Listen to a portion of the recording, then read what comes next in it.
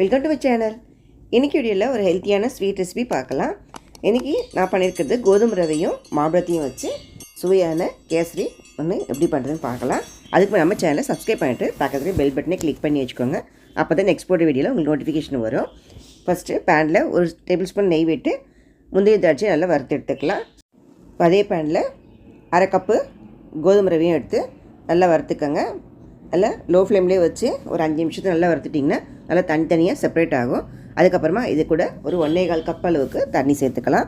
நம்ம அரை கப் எடுத்துருக்கோம். அரை கப்புக்கு 1.25 கப்லேருந்து 1.5 கப் அளவு கூட தண்ணி சேர்க்கலாம். இது மூடி போட்டு ஒரு 5லேருந்து 10 நிமிஷத்துக்கு நல்லா வேக விடணும். அது நல்லா வெந்து வந்த பிறகு அரை கப்பு மாம்பழ பூரி எடுத்திருக்கேன். அதாவது மாம்பழத்தை நல்லா மசித்து இதில் சேர்த்துக்கோங்க. நல்லா இனிப்பான மாம்பழம் எடுத்திருக்கேன். இது கூடவே அரை கப் அளவுக்கு சர்க்கரையும் சேர்த்துக்கலாம். நீங்கள் எடுத்துக்கிற மாம்பழம் ரொம்ப ஸ்வீட்டாக இருந்தால் நீங்கள் அரை கப்புக்கு கொஞ்சம் குறைவாக போட்டுக்கோங்க. இப்போ நான் இன்றைக்கி மாம்பழத்துக்கு அரை கப்புக்கு குறைவாக தான் போட்டிருக்கேன்.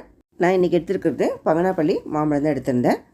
இப்போ இது கூடவே அரை ஸ்பூன் அளவுக்கு ஏலக்காய் தூளும் சேர்த்து நல்லா கலரி விட்டுக்குங்க. இப்போ சர்க்கரை சேர்த்தனால கொஞ்சம் தண்ணி விட்டாப்பில் இருக்கும்.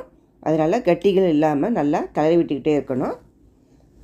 இப்போ பாருங்கள், மாம்பழமும் இல்லை சர்க்கரை அந்த ரவையெல்லாம் சேர்ந்து நல்லா ஒன்று போல் வந்திருக்கு. இதை நீங்கள் கைவிடாமல் நல்லா கழுவிட்டே இருக்கணும். ஒரு 10 நிமிஷம் போல் நல்லா கழுவிட்டே இருந்தீங்கன்னா நல்லா அடி ஒட்டாமல் வரும். இப்போ வறுத்து வச்சுக்கிற முந்திரி திராட்சை சேர்த்துக்கிட்டு கூட ஒரு 2 ஸ்பூன் நெய்யை விட்டு நல்லா கழுவிட்டே இருந்தீங்கன்னா அடி ஒட்டாமல் வரும். அது வரைக்கும் நீங்கள் லோ ஃப்ளேம்லேயே வச்சு கழுவிட்டே இருக்கணும். மாம்பழ சீசன்லேயே கண்டிப்பாக இதோட ட்ரை பண்ணி பாருங்கள். இப்போ பாருங்கள், நல்லா ரெடி ஆகிடுச்சு. பேனில் ஒட்டாமல் வருது. இந்த ஸ்டேஜில் நீங்கள் இறக்கி சர்வ் பண்ண வேண்டியது தான்.